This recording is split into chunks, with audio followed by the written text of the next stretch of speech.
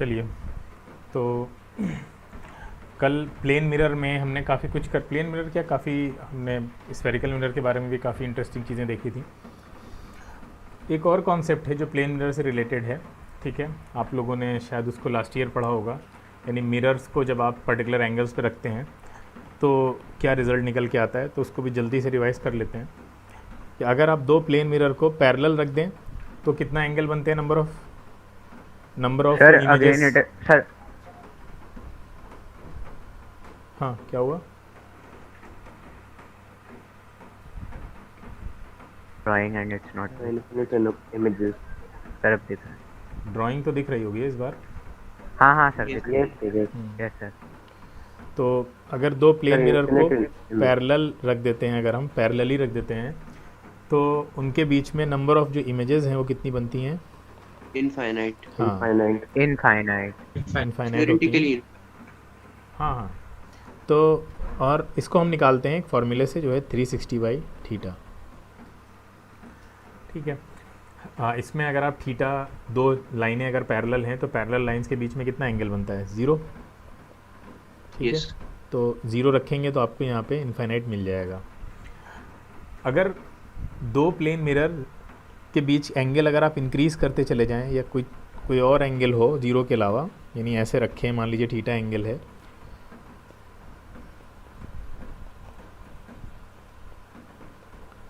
ये theta angle बना रहा है, तो इनके बीच कितनी इमेजेस बनेंगी अगर आपको ये निकालना है तो आपके लिए ये फॉर्मूला हेल्पफुल है। 360/थीटा, यानी थीटा को डिवाइड करिए और आपको आंसर मिल जाएगा। जैसे कि मान लीजिए थीटा है आपका 60 डिग्री, तो नंबर ऑफ़ इमेजेस यहाँ से कितनी आ रही हैं? 360/6, ठीक है। अगर 360/60, देखिए इसके केसेस हैं कई सारे। अगर ये इवन आ रहा है तब तो कोई दिक्कत ही नहीं है आपको। आप क्या करेंगे, अगर ये इवन आ रहा है 360/थीटा अगर इवन आता है तो आपका जो आंसर होगा नंबर ऑफ़ इमेजेस का वो हो जाएगा n-1। ऐसा क्यों हो जाता है? ऐसा इसलिए हो जाता दो है, इमेजेस ओवरलैप कर जाती हैं। हाँ, ओवरलैप कर जाती हैं। और ये ओवरलैपिंग कब होगी? अगर आपका ऑब्जेक्ट कहाँ रखा हुआ है? सिमेट्रिकली रखा हुआ है। सिमेट्रिकली। हाँ, तो इवन जब भी आंसर आ रहा होता है तो उसका मतलब यही है कि ऑब्जेक्ट सिमेट्रिकली रखा हुआ है और इमेजेस, दो इमेजेस आपस में ओवरलैप कर रही हैं, तो 6 नहीं, एक्चुअल में वो 5 दिखेंगे आपको। तो आंसर हो जाएगा 6 - 1 = 5। तो इवन आएगा तब तक तो कोई दिक्कत नहीं होती है। जैसे 360/थीटा अगर इवन आ रहा है तब तक कोई दिक्कत नहीं है। इसके दो केसेस हैं। पहला केस हमने देख लिया कि अगर इवन आता है तो इफ़, यहाँ अगर n मान लें इसको, तो इफ़ n इज़ इवन, अगर इवन है तो आंसर क्या हो जाएगा? n-1, ठीक है। अगर इवन है तो आंसर n-1 हो गया। लेकिन अगर ऑड आया तो दिक्कतें शुरू हुई। ऑड आएगा तो फिर आपके दो केसेस बन जाएंगे यहाँ पे, ठीक है। ऑड आएगा तो दो केसेस बन जाएंगे। अब आपको देखना पड़ेगा कि वो अगर सिमेट्रिकल रखा हुआ है, सिमेट्रिकल मतलब एंगल बाइसेक्टर पे रखा हुआ है। अगर सिमेट्रिकल रखा है यानी एंगल बाइसेक्टर पे रखा है ऑब्जेक्ट आपका, जैसे ये दो मिरर्स हैं जो कि आपके एक पर्टिकुलर एंगल पे हैं, तो इस एंगल बाइसेक्टर कौन सी लाइन होगी? ये वाली लाइन हो जाएगी एंगल बाइसेक्टर, ठीक है। तो इस लाइन पे अगर कहीं ऑब्जेक्ट रखा है तो वो ऑब्जेक्ट कहलाएगा सिमेट्रिकल है। सिमेट्रिकल अगर ऑब्जेक्ट है ऑड आने के बाद, इवन में तो कोई दिक्कत नहीं है, बस n-1 कर दीजिए। लेकिन अगर ऑड आ रहा है तो सिमेट्रिकल अगर ऑब्जेक्ट रखा है तो अगेन n-1 करेंगे, क्योंकि इवन में भी n-1 क्यों करते थे? क्योंकि इवन आता ही इसीलिए था क्योंकि वो सिमेट्रिकली रखा होता था। तो जब भी ऑब्जेक्ट सिमेट्रिकली रखा है, अगर n ऑड आएगा तब भी n-1 करेंगे, n इवन आएगा तब भी n-1 करना है हमें। लेकिन अगर सिमेट्रिकल नहीं रखा, क्वेश्चन में दे दिया है आपको, क्वेश्चन में देगा कि ये सिमेट्रिकल नहीं है, अनसिमेट्रिकल है या एसिमेट्रिकल है, तो अगर अनसिमेट्रिकल है या एसिमेट्रिकल ऑब्जेक्ट रखा हुआ है और आंसर ऑड आया है आपका, तो आंसर हो जाएगा n, यानी जितना आया है उतना ही हो जाएगा। जैसे कि मान लीजिए थीटा आपको दे रखा है 72, बताइए कितना आएगा एन। थीटा अगर 72 है तो एन कितना आएगा 5। 5 हाँ 5 ऑड है। अब ऑड है तो आपको दो सिचुएशन देखनी पड़ेगी। क्वेश्चन में क्या दिया है, सिमेट्रिकल ऑब्जेक्ट के लिए कह रहा है या अनसिमेट्रिकल कह रहा है। अगर ऑड नहीं आता तो फिर आप सिंपली n-1 कर देते इवन वाले केस में, लेकिन अब आपको रुकना पड़ेगा। अब आपको ऑब्जेक्ट वो सॉरी कोई क्वेश्चन में कंडीशंस को देखना पड़ेगा। क्लियर है, समझ में आया। अगर सिमेट्रिकल दे रखा है क्वेश्चन में तो आंसर कितना हो जाएगा 4, और अगर नहीं दे रखा है तो आंसर कितना हो जाएगा 5, या एसिमेट्रिकल दे रखा है तो 5 हो जाएगा। क्लियर है सबको, बताइए।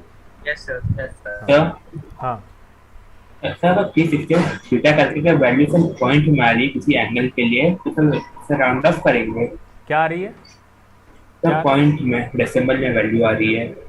अच्छा डेसिमल में मतलब थीटा इज इक्वल टू अगर 50 ले लें तो, है ना। Yes sir. तो थीटा इज इक्वल टू 50 ले लें तो क्या बनेगा बताइए ज़रा। 7.2 Sir, seven. Then we will say 7 that 7 images are formed. 7 Then we will images, say 7. Yes, sir. 7 images. Theta is equal to आएगा 360/50। तो आंसर क्या होना चाहिए बताइए ज़रा। 7.2 7.2 7.2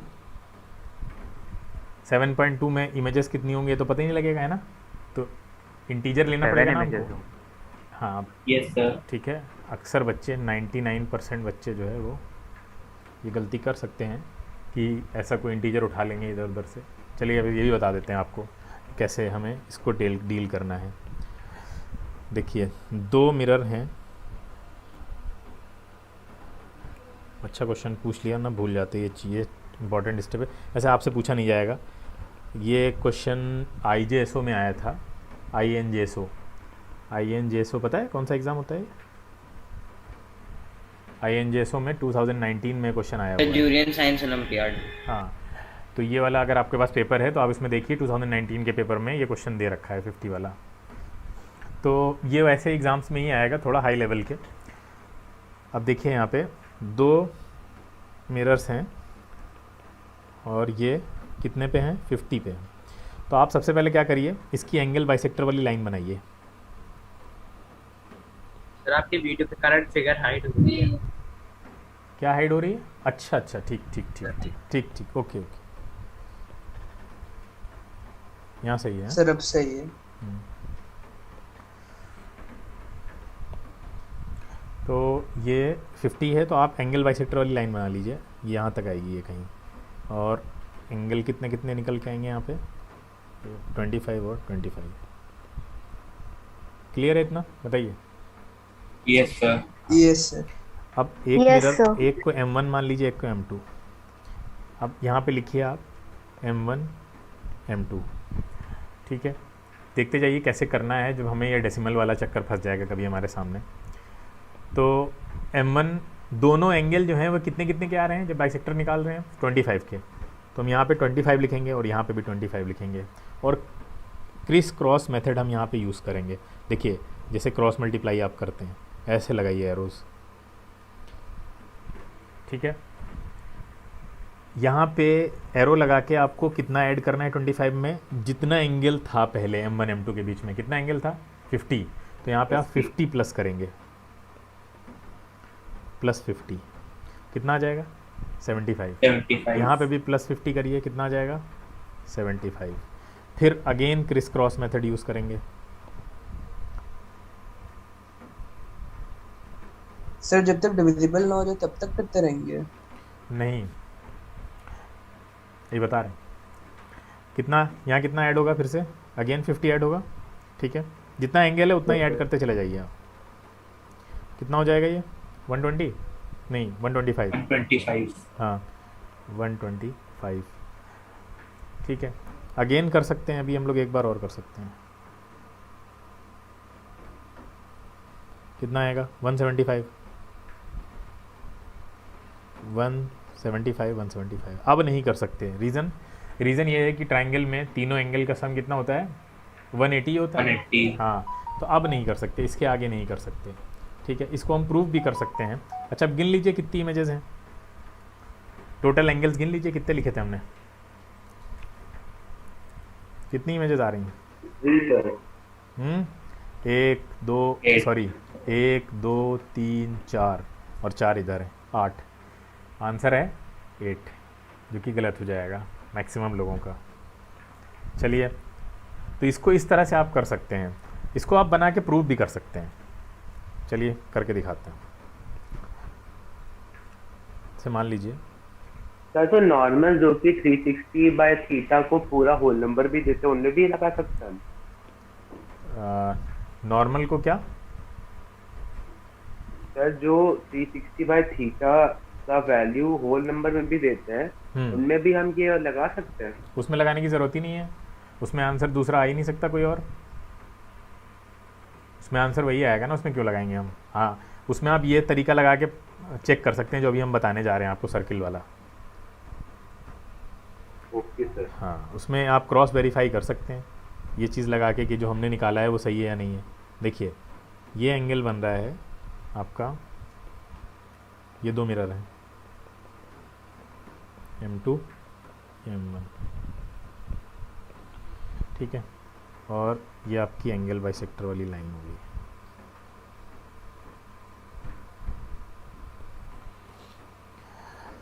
तो आपको पता है ये वाला एंगल आपने 25 लिया और ये वाला भी 25 लिया, है ना, ऐसे कुछ किया, बताइए।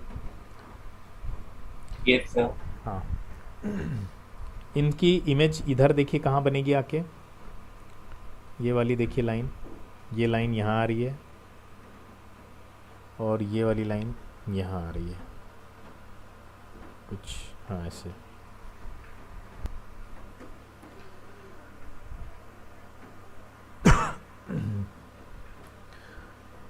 अब ये देखिए पहले, चलो इसी में बता देते हैं क्या दिक्कत है आगे जाने में।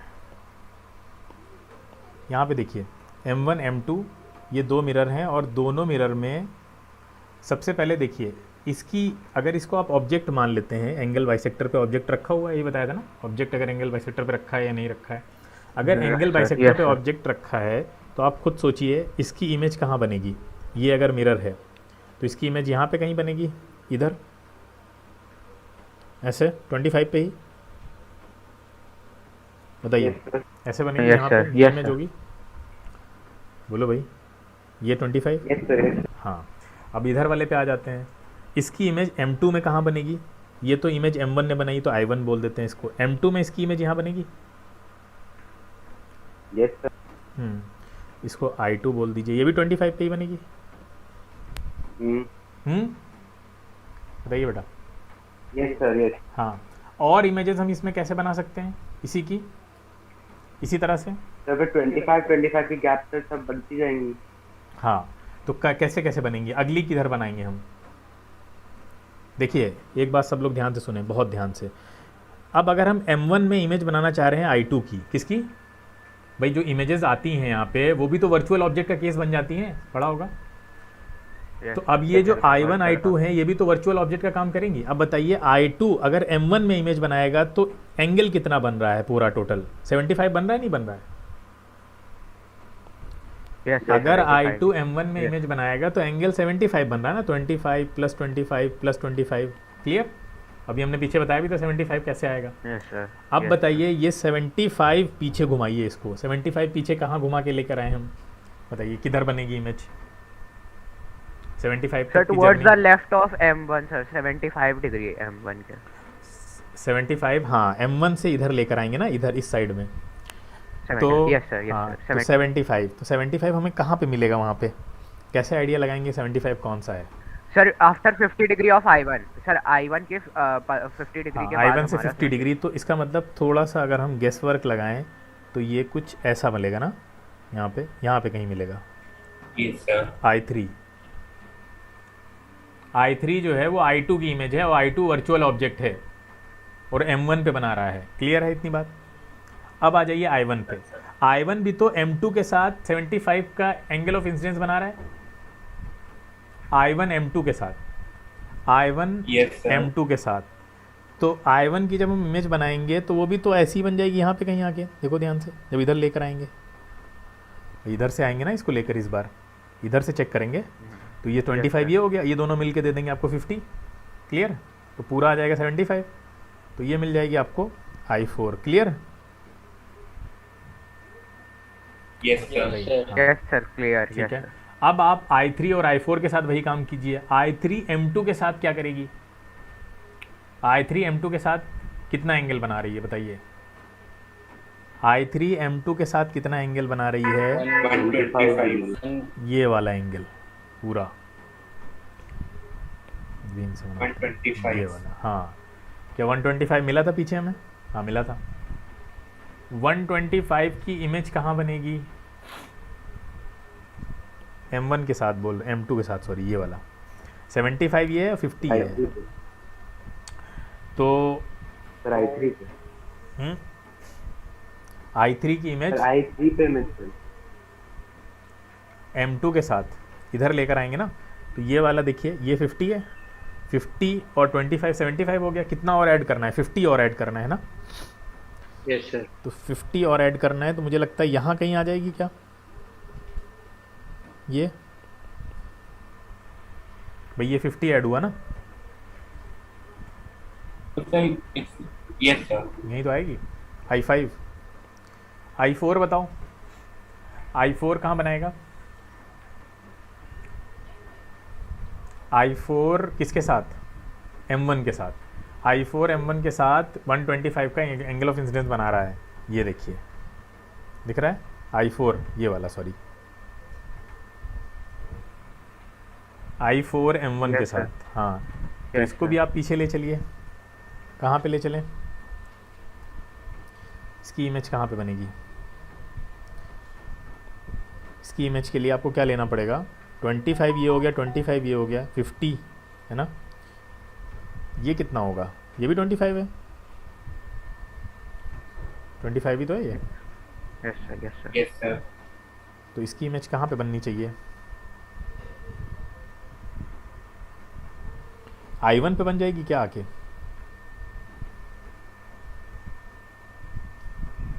I4 की इमेज क्या I1 पे बन रही है? कुछ मिस हो रहा है। नहीं सर, I1 पे कैसे बनेगी सर? I1 125 पे डिग्री होगा ना बनेगी। टोटल। ये around 25, I5 पे ये बनेगी। 25, ये 25, ये 25 है ना। कितना हो गया? 100। हाँ, इसके बीच में बनेगी, ये यहाँ पे आएगी ना, ये। Yes sir. Yes sir, I1 और I3 के बीच। हाँ, तो ये क्या हो जाएगा? I6, क्योंकि ये भी 25 है। सर ये I5 की इमेज होगी ना हमारी। ये जो I5 I4 I4 बना रहे हैं M1 पे। एक सेकेंड, I4 हमने किस पे बनाया है? M1 पे। I5 हम M2 पे बना रहे हैं। I5 हम किस पे बना रहे हैं? हमने I3 I5 बना दिया है सर। मैं भाई I4 तो हम ये वाला ले रहे हैं ना, ध्यान से देखो, ये वाला M1 के साथ, सही तो कर रहे हैं भाई। I3 की इमेज I5 बनाई है ना हमने, I3 की इमेज I5 बनाई है। I4 की कहाँ बनाई है अभी? I4 का एंगल ऑफ इंसिडेंस आप M2 के साथ नहीं ले सकते ना, वो तो उसके पीछे खड़ा है। किसके साथ लेंगे आप? M1 के साथ। तो M1 के साथ इंसिडेंस कितना दिया हुआ है एंगल ऑफ इंसिडेंस? देखिए 125 है ना। Yes sir. हाँ, तो 125 में इधर आएंगे तो आप यहीं सही तो बनाया था, ये जो सही बनी थी ना, ये वाली देखिए ध्यान से। तो ये कितनी हो जाएगी आपकी? I6 होगी ना ये भाई। I4 की इमेज है I6, नहीं समझ में आ रहा है? I4 की इमेज I6 M1 के पीछे ही तो बनेगी, क्योंकि M1 से बना रहा है ना I4।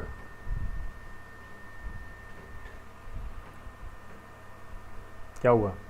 आवाज़ नहीं आ रही क्या? सर समझ गए सर, समझ समझ गए। गए। यस सर, समझ गए। यस हाँ। सर, I6 हमारी I4 की इमेज बन हाँ। रही है और I5 हमारी I3 की इमेज हाँ। बन रही है। Yes, I4 जो है वो ये है, और ये दोनों रिलेटेड हैं। अब I6 और I5 के ऊपर फोकस करते हैं। I5 का एंगल ऑफ इंसिडेंस कितना है मिरर M1 के साथ?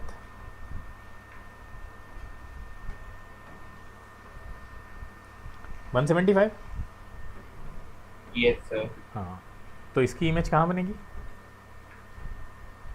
सर 175। इसके बाद जो भी इमेजेस बनेंगी वो दूसरी इमेजेस के ऊपर बनेंगी, तो कोई अंतर नहीं आएगा। i5 और i6 की इमेज बन पाएगी, और आगे क्या? नो सर, वो दूसरी इमेजेस के ऊपर बनेंगी तो फर्क नहीं पड़ेगा। दूसरी इमेजेस के ऊपर बनेंगी, फ़र्क नहीं पड़ेगा, ऐसा है? नहीं सर, बन सकता है सर, बन सकता है शायद। भाई ये देखिए, i5 लेते हैं, i5 कितना बना रहा है? 175, ये तो क्लियर है ना? Yes sir. 175 बना रहा है। 175 क्या हम इधर मूव कर सकते हैं इससे?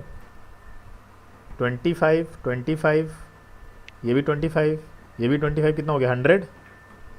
बोलो भाई, 100 हुआ ना ये? Yes, sir. ये कितना हुआ? ये भी 125, ये भी 150, 150 के साथ 25 तो 175। ये तो i4 पे आ रहा है। सर ओवरलैप करेगी। ओवरलैप कर रहा है कि नहीं i4 सर पे? ओवरलैप करेगी sir. Spherical mirrors, spherical mirror में जो केसेस हम लोग दोनों के लिए पढ़ते हैं, कॉनकेव के लिए और कॉन्वेक्स के लिए, वो सारे केसेस आपको क्लियर हैं या करा दें? जल्दी बताइए। करा दीजिए। क्लियर है। करा दीजिए। चलो अच्छा, देखिए जल्दी से देख लेते हैं। पहला केस है इसमें, पहला केस क्या है?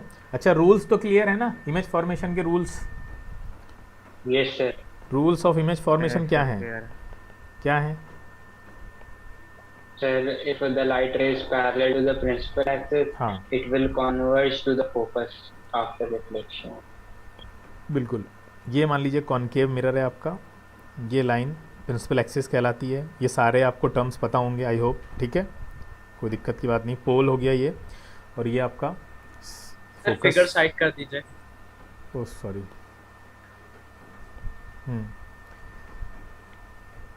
ये आपका पोल हो गया, ये सेंटर ऑफ कर्वेचर हो गया, ठीक है। और इसके बीच की डिस्टेंस को फोकल लेंथ कहते हैं। इतना तो पता है सबको? बोलो। Yes sir. हाँ। Yes sir. देखिए yes sir. Yes, rule sir. क्या कहता है? पहला रूल ये है कि अगर रे पैरेलल आएगी तो आफ्टर रिफ्लेक्शन फोकस से जाएगी, ठीक है। अगर कोई लाइट सोर्स इन्फिनिटी पे रखा है जहाँ से रे पैरेलल आ रही है तो आफ्टर रिफ्लेक्शन उसकी इमेज फोकस पे बन जाएगी, सिंपल है, ठीक है। दूसरा रूल क्या कहता है? दूसरा रूल बिल्कुल इसी का अपोजिट है, एक तरह से कह सकते हैं कि अगर हम लाइट सोर्स को, देखिए ध्यान से, अगर हम लाइट सोर्स को और उसकी इमेज को इंटरचेंज कर दें तो क्या होगा? लाइट सोर्स को अगर आप उसकी इमेज को इंटरचेंज करने का मतलब ये है कि आपने पहले लाइट सोर्स इन्फिनिटी पे रखा था और इमेज फोकस पे बन रही थी, अब आप लाइट सोर्स उठा के वहाँ रख दीजिए जहाँ इमेज बन रही थी। कहाँ? फोकस पे। फोकस पे रख दिया आपने लाइट सोर्स को उठा के, इमेज इन्फिनिटी पे बनेगी। हाँ, तो इमेज वहाँ चली जाएगी जहाँ पहले ऑब्जेक्ट था। ये देखिए ऐसे, यानी यहाँ से नतीजा ये निकला कि लाइट अपने पाथ को रिट्रेस कर लेती है, यानी याद रखती है ना, अपने पाथ को याद रखती है कि हम कहाँ से आए थे। अगर आपने खाली पोजीशन को इंटरचेंज किया है तो उसको पता होता है हम आए कहाँ से थे, बस वो खाली डायरेक्शन चेंज करके वहाँ चली जाएगी। देखिए यही हो रहा है, फोकस से जा रही है तो पैरेलल हो जा रही है, पैरेलल आ रही है तो फोकस से जा रही है। ये बहुत, इसको बोलते हैं principle of reversibility of light, reversibility of light, ठीक है, POR। इसको याद रखिएगा, बहुत इंपॉर्टेंट होता है आपको। अभी जो मिरर के केसेस, सॉरी इमेज फॉर्मेशन के जो केसेस हैं मिरर में, वो सब याद रखने में काम आएगा। तो दो रूल तो ये हो गए। तीसरा रूल बहुत अच्छा है, बहुत आसान है। अभी हमने पीछे आपको बताया था कि अगर कोई सर्किल है, ठीक है, तो उस सर्किल के सेंटर से अगर कोई रे जा रही है तो वो टेंजेंट बनाएगी, मतलब टेंजेंट के परपेंडिकुलर होगी। पढ़ा है ये? Yes sir. हाँ, यस सर। टेंजेंट के परपेंडिकुलर होगी। तो तीसरा रूल ये कहता है कि अगर सेंटर ऑफ कर्वेचर से रे जा रही है तो वो मिरर के ऊपर 90 डिग्री पे फॉल करेगी। बोलो। Yes sir. सही है, ये समझ में आया सबको? सर्किल में पढ़ा होगा यार, 9th में ही पढ़ा होगा शायद। ये रेडियस से ये 90 डिग्री का एंगल बनाती है। तो यही चीज़ यहाँ पे भी हो रही है। अब वो 90 डिग्री पे अगर फॉल करेगी तो सोचो नॉर्मल और angle of incidence, sorry normal और इंसिडेंट रे कोइंसाइड कर जाएंगी, और कोइंसाइड कर जाएंगी तो इसका क्या मतलब है? दोनों के बीच का एंगल कितना हो जाएगा? 0 डिग्री। 0। तो एंगल ऑफ इंसिडेंस 0 हो गया यहाँ पे, एंगल ऑफ रिफ्लेक्शन भी 0 हो गया। तो अब बताओ ये रे कहाँ जाएगी? वापस यही पाथ पे वापस चली जाएगी। तो अगर Yes, centre yes, of sir. Curvature से रे जाएगी तो वो अपने पाथ को रिट्रेस कर लेगी, बाउंस बैक कर जाएगी। बस ये 3 रूल याद रखने हैं आपको। इसी पे चलिए अब हम और इमेज देख लेते हैं। सबसे पहला है कि जब आपका जो ऑब्जेक्ट है इज एट इन्फिनिटी, अगर ऑब्जेक्ट इन्फिनिटी पे हो तो देखिए, अगर ऑब्जेक्ट इन्फिनिटी पे हो तो जो पहला वाला रूल बताया था वही फॉलो हो जाएगा। क्या होगा, लाइट रे पैरेलल आएगी, इन्फिनिटी से लाइट रेज पैरेलल आती हैं, मान के चलिए आप इस तरह से, ठीक है। तो ये लाइट रे पैरेलल आ रही है। आफ्टर रिफ्लेक्शन क्या होगा, ये सब फोकस से जाएंगे। अभी रूल में पढ़ा है हमने, पैरेलल रेज क्या करती हैं, आफ्टर रिफ्लेक्शन फोकस से पास होती हैं। क्लियर है, ये इस तरह से। तो इमेज आपकी फोकस पे बन जाएगी, ठीक है। आपने ऐसे ऑब्जेक्ट्स को, पेपर को जलाते हुए भी देखा होगा। ऐसे आप पेपर को जला सकते हैं क्योंकि रेज जो सन से आ रही हैं वो कलेक्टिव स्ट्रेंथ उनकी काफ़ी ज़्यादा होती है। तो ये फोकस पे बन जाती है इमेज आपकी। इसी का रिवर्स प्रिंसिपल और रिवर्सिबिलिटी ऑफ लाइट की तरह अगर हम यूज़ करें, देखिए इसका यूज़ कहाँ है, इसका यूज़ आपके डिश एंटीना में है ना।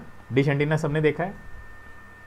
और कहाँ है, सोलर कुकर में है, ठीक है। आपका ये सोलर कुकर में इसका यूज़ है आपका। डिश एंटीना में कैसे है, डिश एंटीना आप सबने देखा है, ऐसे होता है और उस पर ये इस तरह से स्टैंड पे लगा हुआ है। तो जो सैटेलाइट से जो वेव्स आ रही हैं वो कैसी हैं भाई, इलेक्ट्रोमैग्नेटिक हैं, बोलो। जो रेज आ रही हैं वो कैसी हैं, रेडियो वेव्स होंगी। तो ये आकर आपके एंटीना पे ऐसे गिरी, ठीक है, पैरेलली। अब ये अगर पैरेलली फॉल करती हैं तो पैरेलल रेज कहाँ मिलती हैं, फोकस, हाँ फोकस पे। तो ये सारी रेज एक पॉइंट पे मिलेंगी आपको ऐसे, और जिस पॉइंट पे ये मिलती हैं उसी पॉइंट पे हमने रिसीवर लगाया हुआ होता है, देखा होगा रिसीवर लगा होता है। यस सर, हाँ, Yes, sir. और यहाँ से फिर केबल आया हुआ होता है आपके घर में, टीवी में, है ना पूरा। तो Yes, ये sir. ऐसे काम करता है, ये कॉनकेव रिफ्लेक्टर लगा होता है, इसीलिए बंदर हिला देता है कभी तो चैनल आपके सही नहीं दिख रहे होते हैं। उसमें होता क्या है, रिसीवर फोकस से हट जाता है। अगर रिसीवर फोकस से हट गया तो सोचो रेस को रिसीव कौन करेगा, वो तो फोकस पे ही जाएंगी, क्लियर है। तो वो रिसीव नहीं कर पाएंगे आप। हाँ, सोलर कुकर में भी ऐसे ही होता है। सोलर कुकर ऐसे बनाया जाएगा कि सारी हीट वो अंदर कॉन्सेंट्रेट कर देगा, उसका फोकस कुछ अंदर रहेगा जहाँ खाना पक रहा होगा आपका, ठीक है। एक और इसका बहुत अच्छा यूज़ है, लेकिन जब आप principle of reversibility of light का यूज़ करें यहाँ पे, तो यानी अगर आप यहाँ पे principle of reversibility of light लगाइए तो सोचिए क्या होगा। जैसे हम ऐसे बनाते हैं, ये आपकी लाइट रे जा रही है और यहाँ इसका फोकस है। अगर यहाँ फोकस है तो आपको पता है पैरेलल लाइट आएगी तो फोकस पे पॉइंट कर देगा, लेकिन अगर फोकस पे रख दें तो, फोकस पे रख दे तो और फोकस से लाइट रे निकले ऐसे, तो क्या होगा, पैरेलल जाएंगी, सब पैरेलल जाएंगी। और इसी चीज़ का हमने बहुत अच्छा इस्तेमाल किया है आपके टॉर्चेज़ में। टॉर्च देखा आपने, या गाड़ी की हेडलाइट देखी, यस सर, ठीक है। Yes, torch sir. में, गाड़ी की हेडलाइट में, आपकी बाइक हो चाहे कार हो चाहे ट्रेन हो, या सर्च लाइट्स होती हैं जो आपकी, वो सब बीम बनाती हैं, बहुत मोटे मोटे बीम होते हैं लाइट्स के जो निकलते हैं।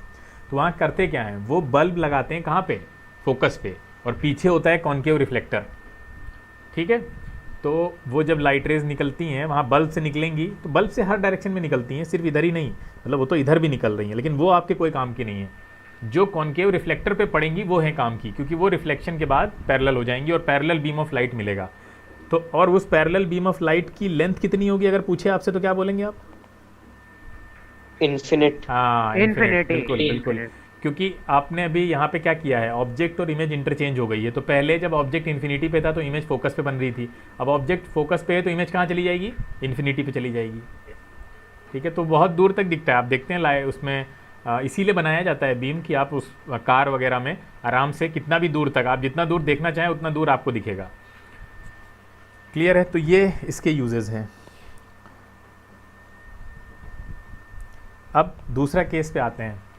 दूसरा केस क्या है, दूसरा केस ये है कि व्हेन ऑब्जेक्ट को अब आप आगे लेकर आ रहे हैं थोड़ा, तो ऑब्जेक्ट को अगर हम आगे लेकर आएंगे तो देखिए क्या होता है।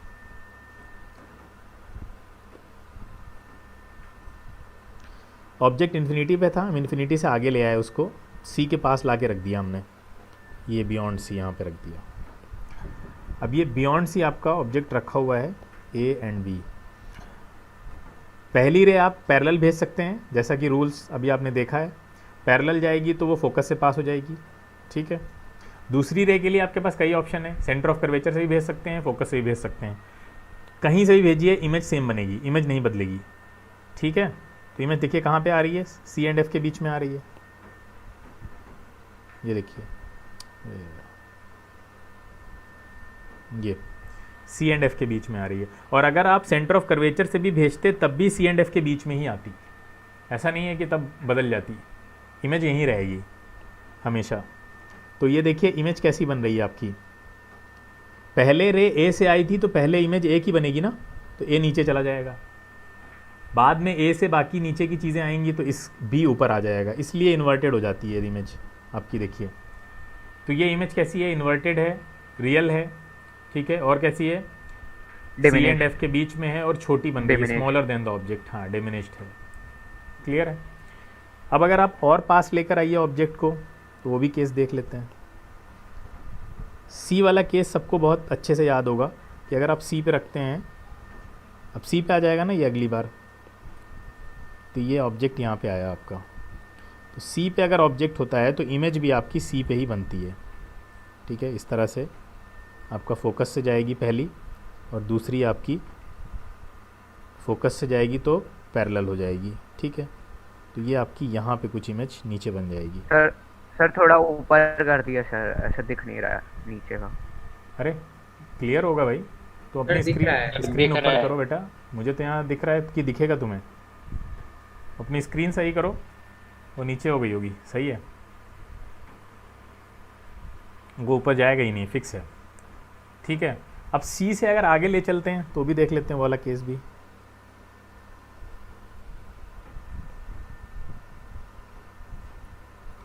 तो अगर आप सी से आगे ले जाते हैं तो ये एफ हो गया और ये यहाँ पे रख देते हैं इसको, पैरेलल जाएगी, फोकस से पास हो जाएगी, है ना, और दूसरा फोकस से जाएगी तो पैरेलल हो जाएगी, ये कुछ ऐसे।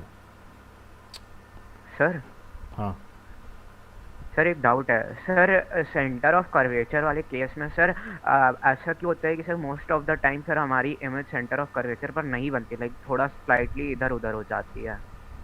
क्यों, मतलब कैसे? सर कई बार सर ड्रॉ करके सर देखा है रे डायग्राम नहीं कॉपी नहीं में, तो नहीं, सर ऐसा कभी नहीं होगा, तो तुमने कहीं ना कहीं ड्रॉ करने में कुछ गलती हो रही होगी, स्केलिंग सही से नहीं करी होगी, स्केलिंग सही से करो, ऐसे फ्री हैंड करोगे तब तो दिक्कत होगी ही ना, फ्री हैंड डायग्राम में कहाँ सही बन जाएगी।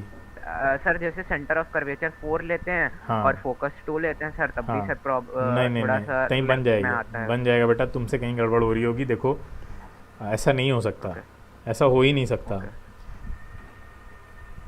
तो ये बियॉन्ड सी बन जाती है आपकी, ठीक है। अब ऑब्जेक्ट को और आगे ले चलते हैं थोड़ा सा, तो यहाँ पे जगह है हमारे पास,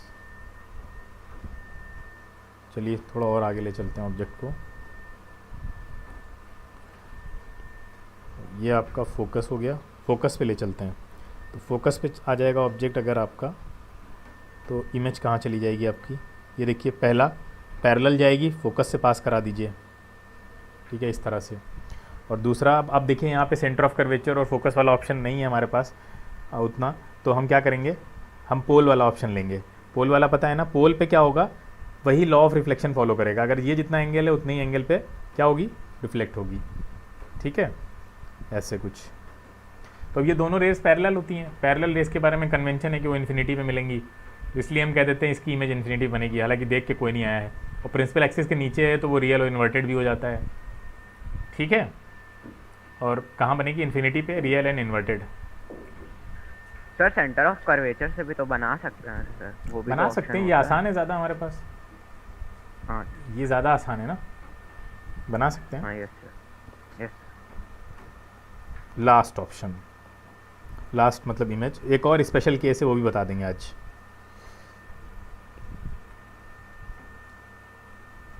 ये आपका एफ एंड पी के बीच में, अब आगे लेकर आ रहे हैं आप, तो वो आ जाएगी आपकी एफ एंड पी के बीच में, ये आ गई। देखिए इस केस में क्या होगा, पहली रेस पैरेलल जाएगी और पैरेलल जाने के बाद फोकस से पास होगी, बोलो, है ना? Yes sir. हाँ, दूसरी वही हमने जो अभी पहले किया था वही कर लेते हैं, पोल से पास कराते हैं, तो ये कुछ ऐसी निकलेगी। ये देखिए दोनों रेस डाइवर्जिंग है, दिख रहा होगा साफ साफ, दोनों रेस जो होती हैं वो डाइवर्जिंग होती हैं। तो डाइवर्जिंग रेस नेवर मीट, कहीं नहीं मिलती हैं। कहीं नहीं मिलेंगी तो आप पीछे घसीट के ले जाइए इनको, ज़बरदस्ती मिलाइए सर, ज़बरदस्ती मीट कराते हैं। हाँ, तो ये वर्चुअल इमेज बनती है। सिर्फ यही केस है जब फोकस और पोल के बीच में आ रहे हैं। अब आप देखिए सारे केसेस आपके सामने हैं। जैसे जैसे ऑब्जेक्ट आपका मिरर के पास आ रहा है, इमेज मिरर से दूर जा रही है और बड़ी भी होती जा रही है। ऐसा क्यों हो रहा है? हमने आपको बताया था कि जैसे जैसे इमेज डिस्टेंस बढ़ती है तो इमेज का साइज भी बढ़ता है। कल वाले लेक्चर में याद है? राइट, इमेज अगर इमेज बड़ी हो रही है तो इमेज का साइज अगर बढ़ रहा है तो इमेज डिस्टेंस भी बढ़ती है, जो कि आप अभी प्रैक्टिकली देख भी सकते हैं कि जैसे जैसे ऑब्जेक्ट इधर आ रहा है, आपका अप्रोच कर रहा है, किस तरफ, मिरर को अप्रोच कर रहा है, तो जो इमेज है वो मिरर से दूर जा रही है, और न सिर्फ दूर जा रही है बल्कि बड़ी भी हो रही है साथ साथ। ठीक है, तो ऐसा कभी नहीं होगा कि इमेज डिस्टेंस बढ़े और इमेज साइज ना बढ़ेगा। ठीक है, तो ये इस बेसिस पे वो रिज़ल्ट निकाला गया है। और ऐसे ही रिज़ल्ट अगर आप निकालते हैं तो आपके अपने शॉर्टकट्स डेवलप हो जाते हैं। कोई ट्रिक्स की बुक खरीदने की ज़रूरत नहीं होती है, वो बुक बेकार भी होती है। जो शॉर्टकट्स आप खुद डेवलप करते हैं, चीज़ों को समझ के, कॉन्सेप्ट को समझ के, वो ज़्यादा लॉन्ग लास्टिंग होते हैं। तो ऐसे ही शॉर्टकट्स अगर आप बनाएंगे तो आपके बहुत दूर तक काम आएंगे, पूरा आपके कंपटीशन तक काम आएगा आपका 12th के बाद वाले। आगे चलते हैं, अब आते हैं एक और स्पेशल केस पर। स्पेशल केस क्या है इसका?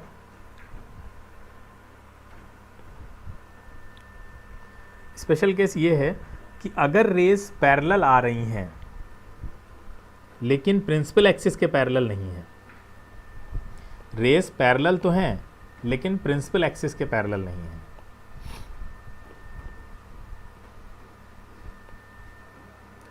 ये रेज आ रही हैं कुछ इस तरह से, ये आपस में पैरेलल हैं but they are not parallel focal to plane में प्रिंसिपल बनेगी image. Axis. In the focal plane. हाँ, फोकल प्लेन। अभी ये भी आज पता चलेगा कि कैसे फोकल प्लेन पे डायरेक्ट हमने याद कर लिया फोकल प्लेन पे ही बनेगी, या उसके पीछे का कोई हमें रीज़न भी पता है, या हम बना भी लेंगे। देखिए ध्यान से, आपको इमेज बनाने के लिए 2 रेस चाहिए होती है ना, ये तो हमें बचपन से पता है, पिछले साल भी सीखा था हमने, एयर में भी सीखा था। यस सर, हाँ। Yes sir. अब हमें यहाँ पे बाकी रेस के बारे में तो कोई आइडिया नहीं है कि वो कैसा बिहेव करेंगी, लेकिन 2 रेस के बारे में आइडिया है। बताओ वो 2 रेस कौन कौन सी हैं? एक वो रेस जो फोकस सेंटर ऑफ कर्वेचर से जा रही है और जो फोकस। हाँ बिल्कुल, शाबाश। एक जो फोकस से जा रही होगी और दूसरी जो सेंटर ऑफ कर्वेचर से जा रही होगी। बस ये दोनों रेस को मिला के हम पूरे का आइडिया लगा लेंगे कि कैसा बनेगा इमेज, है ना। अब इन दोनों में क्या होगा बताइए? जो फोकस से जा रही है वो कैसी जाएगी after reflection? Parallel to principal. Parallel to principal axis, ऐसे ये ऐसे निकल जाएगी। जो उससे जा रही है सेंटर ऑफ कर्वेचर से, उसका क्या हाल होने वाला है? हाँ, तो सीधे वापस चली जा रही है। तो दोनों देखो यहाँ मिल रही है ना, ध्यान से देखो जहाँ हमने बनाया है, बिल्कुल फोकस के नीचे मिल रही है। हाँ, तो यही दोनों रेस की बेसिस पे हम सबके बारे में आइडिया लगा देते हैं कि जो इमेज बनती है वो जस्ट फोकस के नीचे बनती है, ऐसे। क्लियर? तो ये बाकी रेस भी आके आपकी यहीं पे मिल जाएंगी जहाँ पे भी इमेज बन रही है, ये इस तरह से। अब समझ में आया? बोलो। तो इसको डायरेक्ट नहीं रटना है। Size of the size sir हमारा डिमिनिश्ड आएगा ना? हाँ, साइज तो डिमिनिश्ड आएगा। क्यों? क्योंकि जो ऑब्जेक्ट इन्फिनिटी पे रखा है, नहीं पॉइंट साइज नहीं बोलेंगे, चलो पॉइंट साइज तो नहीं है, थोड़ा नीचे बन रही है, लेकिन जो ऑब्जेक्ट इन्फिनिटी पे रखा है उसके कंपैरिजन में तो बहुत छोटा है। इन्फिनिटी वाला ऑब्जेक्ट तो बहुत ज़्यादा बड़ा होगा। तो ये फोकल प्लेन में बनती है, यानी फोकस के जस्ट नीचे बनती है, इन्वर्टेड होती है, ठीक है, रियल होती है। फोकल प्लेन मतलब यहाँ पे अगर, हाँ सर हम लोग ये क्यों नहीं बोलते फोकस पे बन रहे सर? बिकॉज तो सर नीचे बन रही है, सेंटर ऑफ कर्वेचर, बिकॉज नीचे बन रही है, उसके फोकस पे एग्जैक्टली नहीं बन रही है ना, तो कैसे बोलेंगे? एग्जैक्टली फोकस पे नहीं सर, बन मतलब रही है। उसके थोड़ा सा पहले बन रही है फोकस के। पहले नहीं, फोकस के जस्ट नीचे बन रही है, जहाँ फोकस होता है उसके नीचे देखो, दिख रही है सर। ऐसा ही ऊपर बन सर, सकती है ऐसा ही सर। सेम केस तो हमारा ऊपर बन सकती है अगर रेज नीचे से जाएंगी तो। यही रेज अगर अच्छा। प्रिंसिपल नीचे से भेजिए आप, इन्हीं रेज को अगर आप ऐसे ऐसे भेजेंगे, ऐसे ऐसे देखो, तो यहाँ बनेगी ऊपर कहीं, ठीक है, ऊपर ही बन जाएगी। फोकल प्लेन में इसलिए बोल रहे हैं क्योंकि फोकस पे नहीं बन रही है, फोकस से नीचे बन रही है। यहाँ पे अगर आपको स्क्रीन रख देते हैं तो उसमें आपको इसकी इमेज मिलेगी देखने के लिए, ऐसे। ये फोकल प्लेन, प्लेन आपका दो एक्सिस से मिलकर बनता है ना, तो ये एक प्लेन में आपकी दिखेगी इमेज ऐसे नीचे। क्लियर है? तो ये एक स्पेशल केस था इसका कि rays, if the rays are not parallel with principal axis but they are parallel to each other. ठीक है, क्लियर है सबको? आगे चलें। Yes sir. चलिए, कॉन्वेक्स। कॉन्वेक्स में थोड़ा टिपिकल केस है रूल्स वाले। रूल्स जब आप देखेंगे तो रूल्स में आपको थोड़ा जज करना पड़ता है, आइडिया लगाना पड़ता है। इमेज फॉर्मेशन, कॉन्वेक्स के केस में आपको लेना है। तो देखिए इसमें कैसे जज करना पड़ता है आपको, ये कि आपको बिहेवियर पहले से पता होना चाहिए, तभी आप कर पाएंगे जज।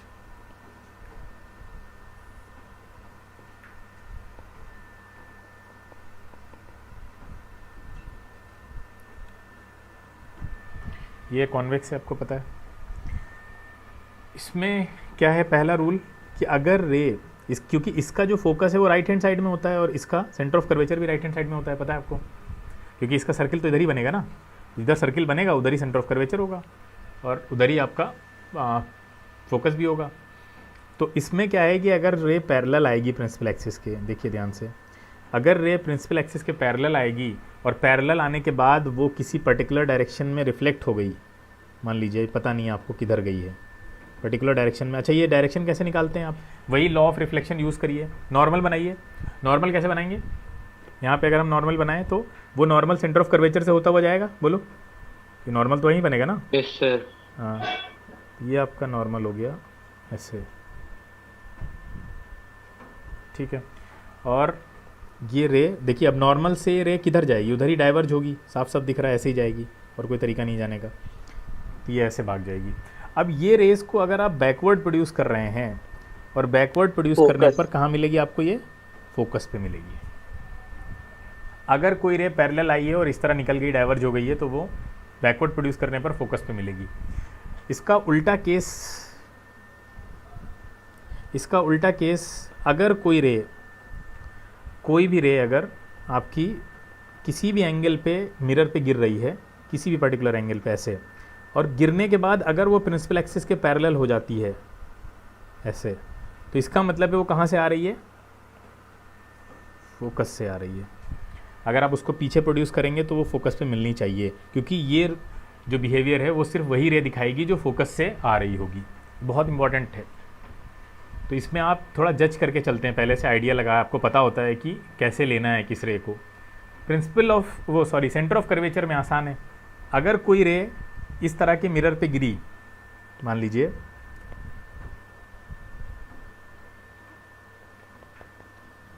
इस तरह से मिरर है और एक रे इसके ऊपर आकर फॉल करती है ऐसे, और फॉल करने के बाद ये बाउंस बैक कर जाती है। अब आप आइडिया लगा लेंगे कि ये रे कहाँ जा रही होगी? उधर, सेंटर ऑफ कर्वेचर। हाँ, तो ये सेंटर ऑफ कर्वेचर पीछे प्रोड्यूस करेंगे तो सेंटर ऑफ कर्वेचर से पास होनी चाहिए। ये 3 रूल हैं इसके, ठीक है। इमेज फॉर्मेशन इसमें बड़ी आसान है, सिर्फ 2 ही केसेस हैं आपको समझने हैं, याद रखिए उनको। सबसे पहला केस जो है आपका,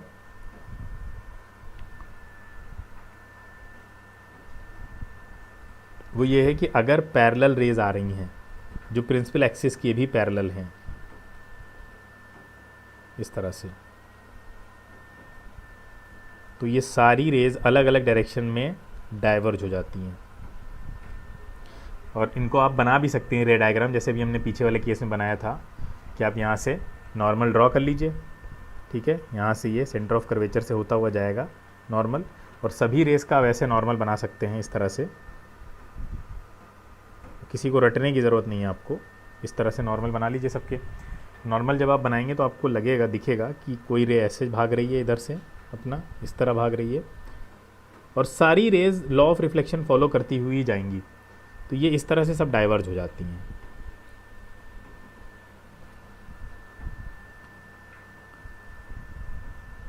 ठीक है। अब ये आपको पता है कि जो डाइवर्जिंग रेज हैं वो ज़्यादा एंगल तक जा रही हैं, ज़्यादा ऑब्जेक्ट्स को कवर कर रही हैं, तो इनका जो एंगल का व्यू होता है वो बड़ा हो जाता है। ये देखिए काफ़ी बड़ा है ना, इसको बोलते हैं वाइड एंगल व्यू। यानी जहाँ जहाँ तक रेज आ रही है वहाँ कोई ऑब्जेक्ट अगर रखा होगा तो आपको उसकी इमेज दिखेगी।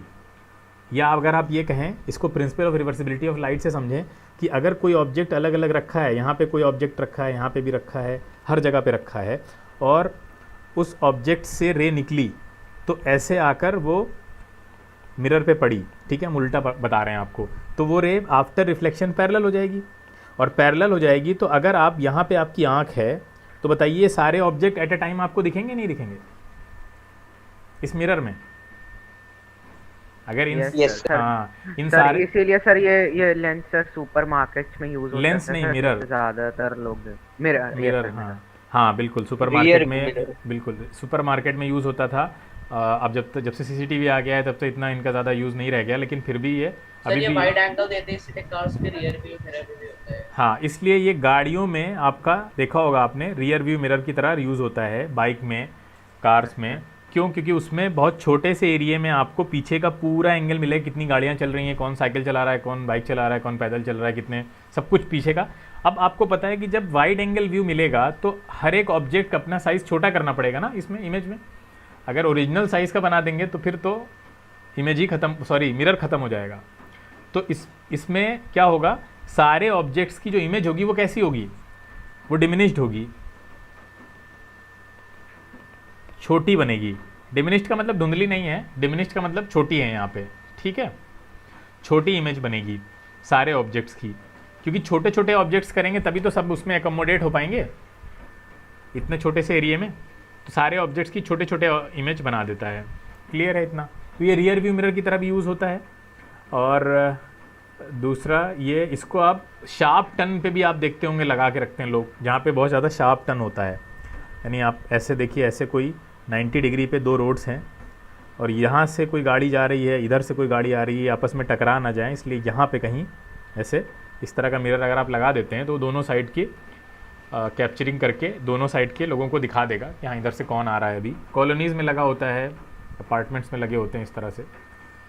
तो ये तो हो गया पहला। अब देखिए यहाँ पे ये रेज अगर अलग अलग डायरेक्शन में डाइवर्ज हो गई हैं तो डाइवर्जिंग रेज क्या होती हैं, कैसे मिलेंगी आपको? कभी नहीं मिलेंगी, अभी हमने पीछे देखा डाइवर्जिंग रेज नेवर मीट।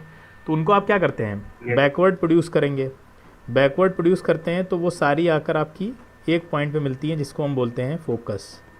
तो यहाँ फोकस पे आपकी वर्चुअल इमेज बनती है हमेशा, इसीलिए कहा जाता है कॉन्वेक्स मिरर का फोकस वर्चुअल होता है। सब याद रखना, कॉन्वेक्स मिरर का फोकस वर्चुअल होता है, ठीक है। राइट हैंड साइड में रहेगा मिरर के और वहाँ पे आप रेस को पीछे प्रोड्यूस करके लाते हैं तब मिलती हैं, एक्चुअली में कोई रेस मिल नहीं रही होती हैं। तो ये पहला केस हो गया इसका। एक दूसरा केस और है, बस दूसरा केस ये है कि अगर ऑब्जेक्ट इन्फिनिटी पे नहीं है, उसको आप पास ले आए हैं, कहीं पे भी ले आए हैं, यहाँ पे रख दिया हमने लाके। अब देखिए रूल क्या है, रूल क्या है, रूल पढ़ा है अभी हमने पीछे। रूल क्या कह रहा है, पहली जाएगी पर पैरेलल, पैरेलल गई, पैरेलल जाने के बाद क्या हो जाएगा, डाइवर्ज हो जाएगी, ये इधर किसी भी डायरेक्शन में फैल गई। अच्छा डाइवर्ज गई तो इसको पीछे प्रोड्यूस करेंगे, कहाँ मिलेगी, फोकस पे आके मिलेगी ये। हाँ अच्छा, दूसरी रेस का क्या करें, दूसरी रेस के लिए क्या कर सकते हैं, सेंटर ऑफ कर्वेचर से पास करा देते हैं, ठीक है।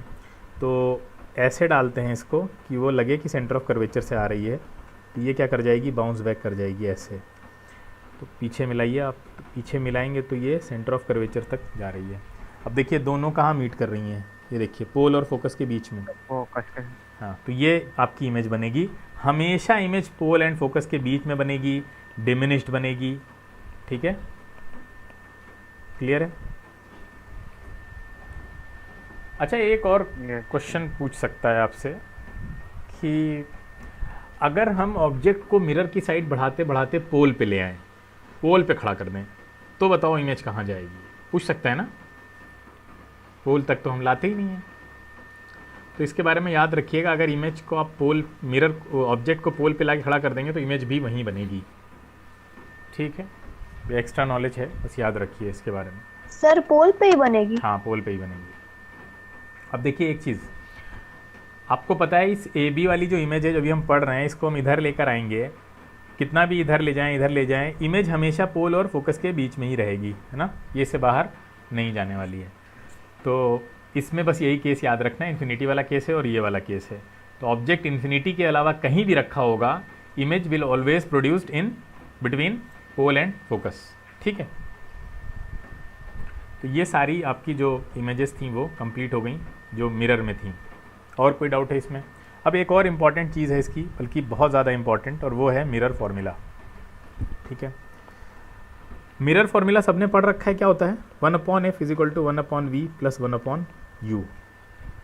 और मैग्नीफिकेशन का फॉर्मूला क्या है मिरर के लिए? -v/u। अच्छा, ये मिरर फॉर्मूला डिराइव कर लेते हैं, कैसे आया, कहाँ से आया? डेरिवेशन पता है इसका? नहीं सर, डेरिवेशन नहीं पढ़ाया गया। डेरिवेशन नहीं पढ़ाया गया, उसे डेरिवेशन में सिमिलरिटीज़ लगेगी, कॉन्सेप्ट लगेगा। करा दें, छोड़ दें? आएगा नहीं, आएगा नहीं कहीं? Yes sir. हाँ सर रहने दिया सर, सर रहने दिया सर। करना है सर, करना है। चलो अच्छा कर लेते हैं, जो कि सारी मुसीबत आसान हो जाएगी। ये F, ये हो गया आपका C, और ये मान लेते हैं हो गया ऑब्जेक्ट आपका, ठीक है। पहली रेज आप पैरेलल ले गए थे, पैरेलल ही ले जाइए, फोकस से पास करा दीजिए। दूसरी को हम फोकस से ले गए थे, वहाँ से नहीं ले जाते हैं, हम पोल से ले चलते हैं, तो आपका जीवन थोड़ा आसान हो जाएगा। ये आएगा। अब यहाँ पे आपको क्लियरली दो ट्रायंगल दिख रहे होंगे आपस में सिमिलर, दिख रहे हैं? बताइए। Yes sir. क्योंकि पोल से ले जाने में आपका फ़ायदा ये है कि वहाँ पे लॉ ऑफ रिफ्लेक्शन फॉलो हो जाएगा, तो सिमिलरिटी लगाना आसान है। ये ए हो जाएगा आपका A' और B'। अब यहाँ पे देखिए दो ट्रायंगल ABP और A'-B'P दोनों सिमिलर हैं। Yes sir. यस ये देखिए, तो ये बड़ा वाला तो U हो गया यहाँ से यहाँ तक, छोटा वाला कितना हो गया V, और ये F हो गया। अब अगर हम बड़े वाले ट्रायंगल में लगाएं तो बताओ कितना आएगा? ये हो गया HO और ये हो गया HI। तो यहाँ से आपको मिल जाएगा क्या? HI/HO = V/U। बोलो, सही है? Yes sir. अच्छा, और दूसरे कौन से ट्रायंगल मिल रहे हैं हमें सिमिलर? दूसरे कौन से मिल रहे हैं? दूसरे वही है जो पिछले वाले में देखा था हमने। दूसरा कौन सा मिल रहा है?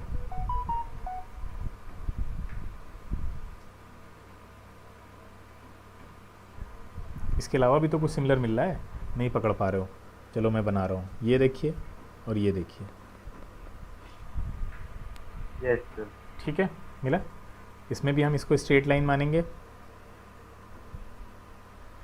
तो ये हो जाएगी आपकी HO, और ये कितना F है, तो इसका कितना हो जाएगा? ये वाली डिस्टेंस, ये वाली डिस्टेंस सर B-F। हाँ V-F। तो अब यहाँ पे जो इक्वेशन बनेगी आपके सामने वो बनेगी HI/HO इक्वल टू कितना? HI ऊपर रखा है हमने, तो V-F ऊपर आएगा और F नीचे। सही है? क्वेश्चन नंबर 1 मान लो। यस। दो इक्वेशन आ गई हमारे सामने। अब हम राइट हैंड साइड को इक्वेट कर सकते हैं। राइट हैंड साइड को इक्वेट करते हैं तो क्या मिलेगा? V/U इक्वल टू V-F/F, ये मिलेगा।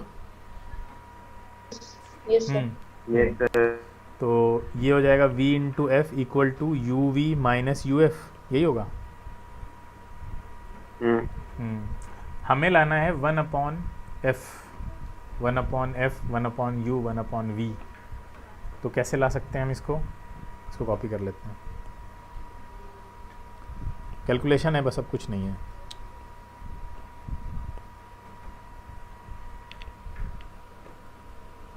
सर दोनों जन में F उनको एक जगह ले आइए। अगर दोनों साइड हम डिवाइड कर दें UVF से तो बहुत जल्दी पहुंच जाएंगे मुझे लगता है। VF divided by UVF equal to UV divided by UVF minus UF by UVF।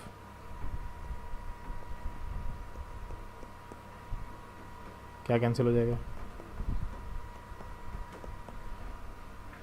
1/U equal to 1/F minus 1/V आ गया।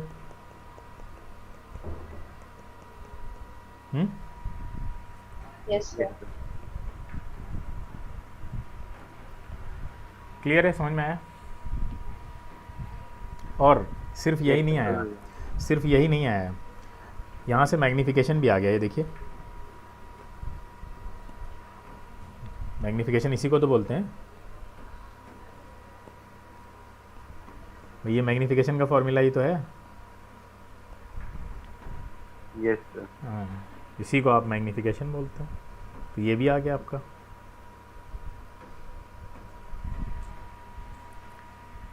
ठीक है, अंडरस्टूड? समझ में आ गया? अंडरस्टूड। अब इसका लास्ट कॉन्सेप्ट है जो कि है आपका डायरेक्शन का। ठीक है, साइन कन्वेंशन का, बस इसको कर लेते हैं, ख़त्म करते हैं।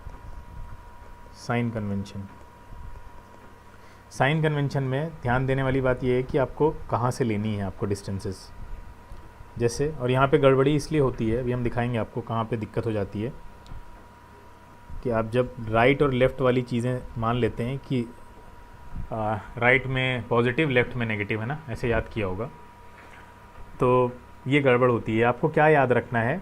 याद ये रखना है आपको कि इंसिडेंट रे की डायरेक्शन, इंसिडेंट रे इधर आती है, तो इंसिडेंट रे जिस डायरेक्शन में जा रही है उस डायरेक्शन में जो आप डायरेक्शंस को मेजर करेंगे, सबकी डिस्टेंसेस को मेजर करेंगे, वो पॉजिटिव होंगी। इसीलिए इधर की पॉजिटिव हो जाती हैं क्योंकि इधर इंसिडेंट रे जा रही है। और जब आप मिरर से इधर मेजर करते हैं डिस्टेंसेस तो वो नेगेटिव आती हैं।